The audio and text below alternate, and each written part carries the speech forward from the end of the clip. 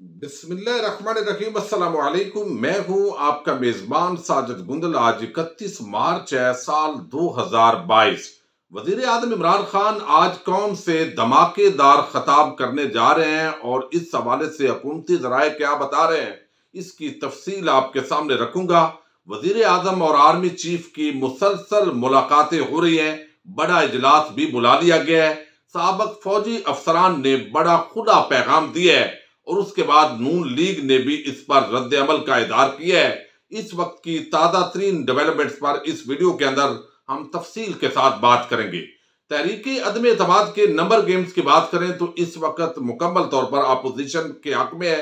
गुज़श्ता रोज जो सिंध हाउस के अंदर इजलास हुआ है, MQM के अपोजिशन कैंप में दाखिल होने के बाद फिर जो मुनहरफ अरकान है, तादाद तकरीबन 200 के करीब पहुंच चुकी है। तो इस वक्त नंबर गेम मुकम्मल तौर पर उनके हक में है। तो ज़ाहिर है आईनी और जमहूरी तरीका आपको कहें, जो एक तरीका मुरवजा तरीकाकार है, उसके मुताबिक मौजूदा हुकूमत बचती हुई दिखाई नहीं दे रही। वजीर आजम इमरान खान इसके बावजूद डटे हुए हैं। क्यों डटे हुए हैं और कौम को वो क्या पैगाम देना चाहते हैं, इस पर तो हम बात करेंगे। लेकिन कुछ बड़ी हैरान कुन चीजें नमूदार होती हैं। अभी बिजली गई हुई है तो मैं UPS पर यह वीडियो बना रहा हूं, तो मुसलसल 1 घंटे के बाद 2-3 घंटे बिजली चली जाती है। तो ये 2-3 दिन 4 दिन पहले से ये खेल शुरू हुआ है। यकीनी तौर पर आप देखिए कि ये ना तो इस वक्त अभी AC चले हैं, नॉर्मल पंखे चल रहे हैं और लोग कोई इतनी ज्यादा कंजम्पशन भी नहीं है। इसके बावजूद ये लोड शेडिंग इमरान खान के खाते में डालने की ये कौन साजिश कर रहा है, ये क्या मामला है, इस पर जब तहकीकात होंगी तो मजीद आपके सामने रखेंगे। तो ये खास किस्म का माहौल शुरू कर दिया जाता है और ये हमने अक्सर तारीखी एतबार से भी देखा है।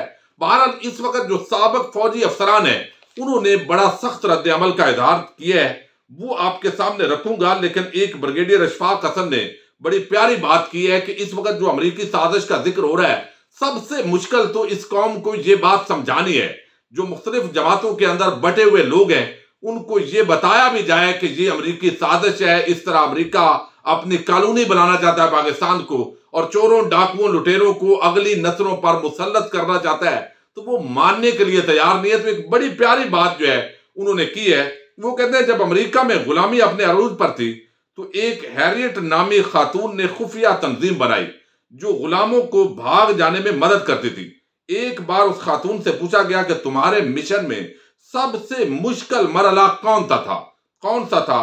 तो उसने कहा कि गुलाम को तरगीब देना कि तुम गुलाम नहीं हो और आजाद हो सकते हो, यही सबसे मुश्किल काम होता था।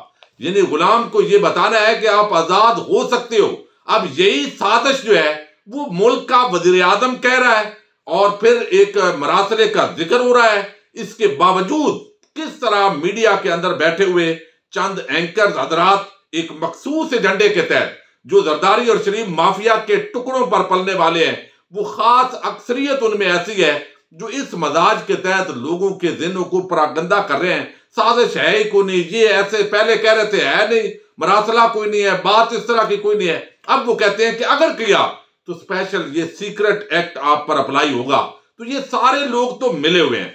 अब इस पर मुख्तलिफ जो अफसरान हैं उनका रद्द अमल बड़ा शदीद आया है और उसके अंदर मैं थोड़ा सा आपके सामने ये रखना चाहता हूं।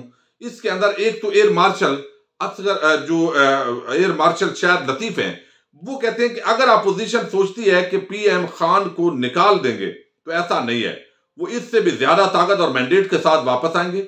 PTI को अपनी हिकमत अमली पर नजरसानी करने और दोबारा तेजी की जरूरत है। अगर PM खान सड़कों पर आते हैं तो लोग मुल्कगीर एहतजाज के लिए उनकी कॉल का सख्त खैर मकदम करेंगे। लेफ्टिनेंट जनरल हारून असलम कहते हैं कि हमें ये यकीन दिलाया जा रहा है कि अमेरिका और मगरब को नाराज करना हमारे लिए एक मुआशी डरावना ख्वाब होगा, जबकि ऐसा नहीं है।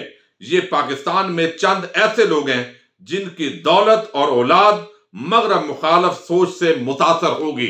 तो अब इसके अंदर सियासतदान भी हैं, मैंने आपको बताया है। हमारी अदलिया के अंदर भी ऐसे ज़हर किरदार हैं। हमारी जो फौज की आला सतह पर जो है वो भी ऐसे करैक्टर हो सकते हैं। यकीनन मुल्क का मफाद उनको मुकद्दम होगा, लेकिन जब औलादों का, जायदादों का ताल्लुक मगरब से होगा, अमेरिका से होगा, फिर तजारत भी पाकिस्तान की ज़ाहिर होती है, तो उसके अंदर अगर जो इस तरह के मामलात पर कंप्रोमाइज करना भी पड़े तो शायद कुछ लोग इसको इस वजह से भी नॉर्मल ले रहे हैं ये लेफ्टिनेंट जनरल हारून असलम कहते हैं। अब मेजर आदर जो है वो साबिक जो फौजी अफसरान की तंजीम है उसके तर्जमान भी बताए जाते हैं। वो कहते हैं कि ये इस वक्त जो है वो बड़ी डिवीजन है, यानी सोच के अंदर बड़ी डिवीजन है, हमारी एस्टेब्लिशमेंट की तरफ वो इशारा कर रहे हैं।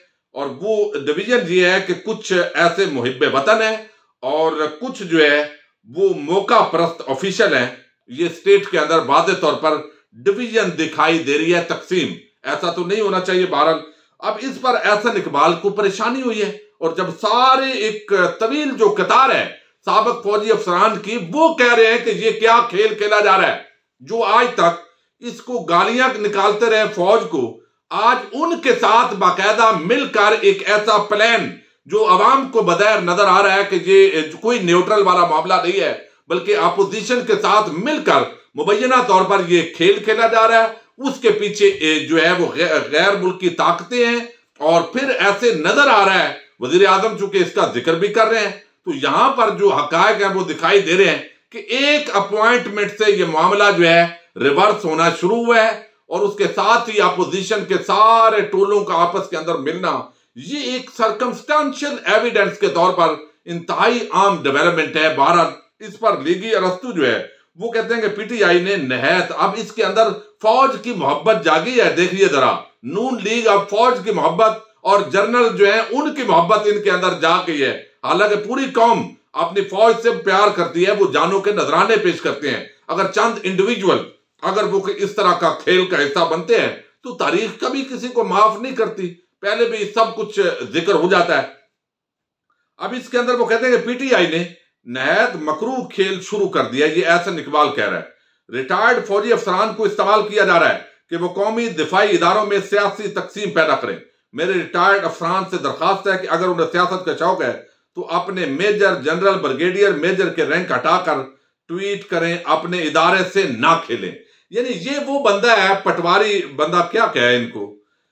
अब ये यानी आज तक मरियम नवाज का जो शौर है वो कैप्टन रिटायर्ड सफदर, रिटायर्ड भी बहुत कम बोला जाता है, कैप्टन सफदर बोलते हैं, उससे तो नहीं हटा सके आप।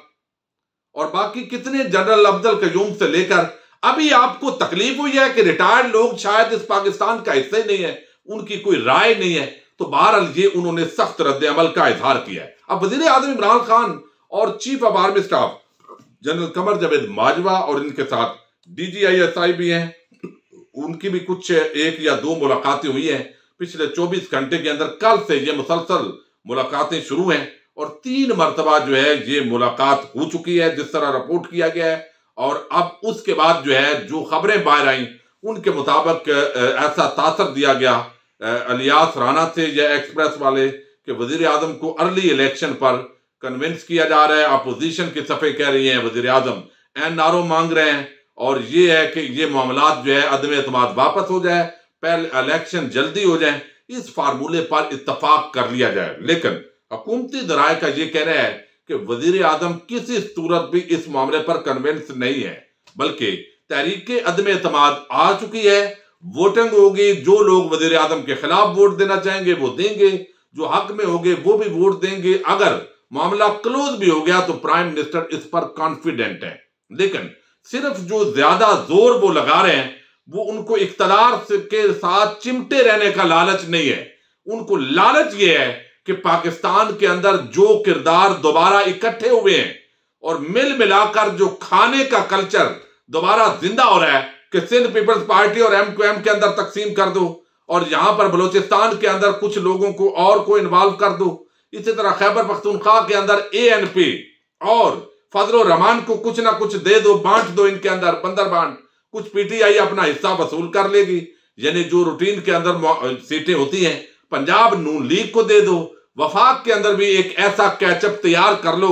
तो ये जो खेल है ये छोटा सा खेल नहीं है ना, ये सादा बात है, ये एक बड़ा खेल है जिसकी तरफ वजीर आजम समझते हैं कि कौम के साथ बड़ा ये एक बैनुल अक़वामी जो साजिशें होंगी। अभी तो उसकी वहां पर नवाज शरीफ की मुलाकातों का जिक्र हो रहा है, किस किस से वो मिले हैं, इसराइल का, भारत का, अमेरिका का, बरतानिया का नाम आ रहा है। अब उन्होंने सिर्फ उनको इख्तदार तो नहीं दिलवाना ना, उन्होंने बहुत सारी बातें उनसे मनवानी है, उनके जरिए उन्होंने अपने मफादात का यहां पर तहफ़्फ़ुज़ करना है।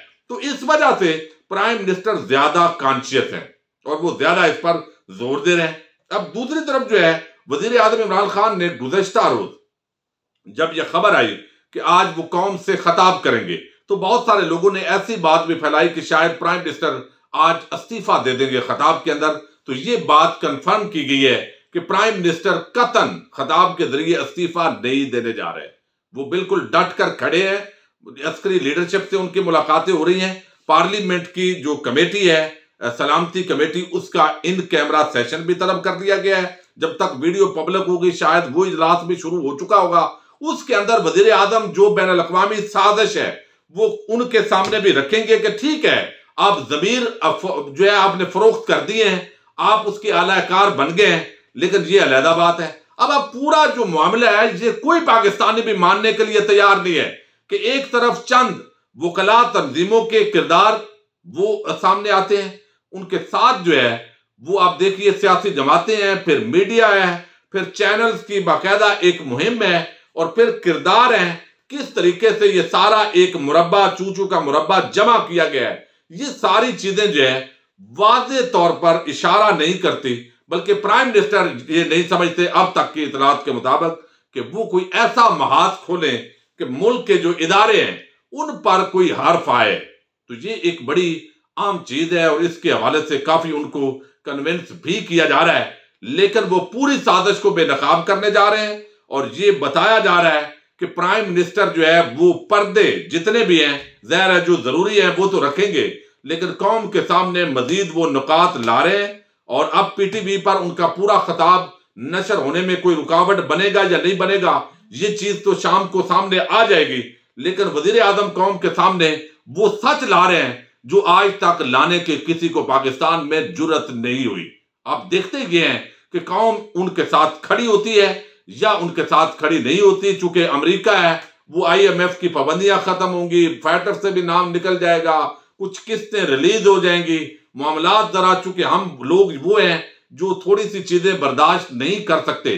तो जो लोग इस वक्त कह रहे हैं कि तहरीके अदम एतमाद का तो पहले से प्लान था, भाई प्लान तो ये तकरीबन 2 साल से वक्फे से बात हो रही थी। अहमद मीर कह रहा है मेरे पास तो 2021 पता नहीं फला महीने से खबर थी, मैंने ये प्रोग्राम कॉलम लिखा है, तो आप कह रहे हैं कि एक दिन पहले खत आया। भाई नहीं, इतने आप जो है वो ना फीडर पीते बच्चे हो ना इतनी आप चालाकी करो। ये तहरीके अदम एतमाद की बात होती रही, मुशावरत होती रही, बिलावल का दौरा अमेरिका हुआ, फिर इसके साथ यहां पर अमेरिकी जो सफारतकार हैं और जर्मन वो मुतहरक हुए, अपोजिशन रहनुमाओं से मुलाकातें हुई, फिर नवाज शरीफ लंदन में कुछ मुबैना तौर पर मुलाकातें करता रहा।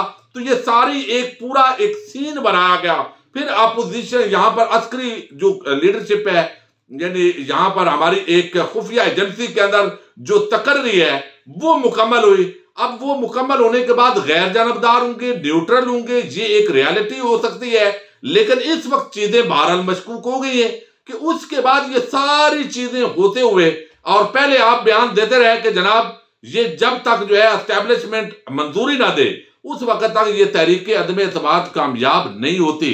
लेकिन फिर आपने कहा नहीं नहीं अब जो आए हैं वो न्यूट्रल हैं। फिर पहले कुछ सहाफियों के जरिए ये बयान दिलवाए गए और फिर आगे जो है सियासी जमातें जब खुद कहने लगी कि इदारे अब हम यकीन है कि वो न्यूट्रल हो गए।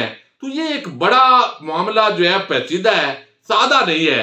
लेकिन वजीर आजम इमरान खान इंशाल्लाह ये कौम गैरतमंद है और जो थोड़े से जिनकी सोई हुई है उनकी भी जागे भी और इमरान खान को वक्ती तौर पर हटा भी लिया तो फिर भी ये मामलात इस तरीके से चल नहीं सकेंगे और ये सारे अपने अपने सतह पर एक्सपोज होंगे। बहरहाल कोई टकराव अल्लाह करे कि पाकिस्तान के अंदर ना हो। और प्राइम मिनिस्टर इमरान खान के आज का जो खिताब है वो धमाका खेज खिताब होगा, लेकिन उसके अंदर ना तो इस्तीफा होगा ना कोई इस तरह की अनाउंसमेंट होगी, बल्कि उस बैन अल-अक़वामी जो साजिश है उससे पूरी कौम को आगाह किया जाएगा।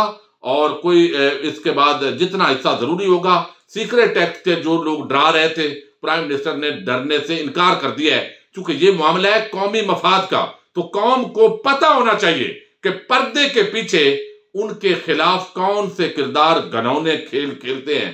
तो ये मामला बहुत आगे जाएगा और इस वक्त जो है पाकिस्तान की ये पहली मर्तबा होगा शायद पाकिस्तान की तारीख के अंदर, अल्लाह करे ऐसा ना हो, चूंकि हम नहीं चाहते इस तरह की डिवीजन हो, लेकिन ऐसे लगता है कि कौम एक तरफ खड़ी होगी, इदारे और चोर डाकू वो दूसरी तरफ खड़े हों। अल्लाह करे कि ऐसा पाकिस्तान के अंदर ये नौबत ना आए। अस्सलामु अलैकुम।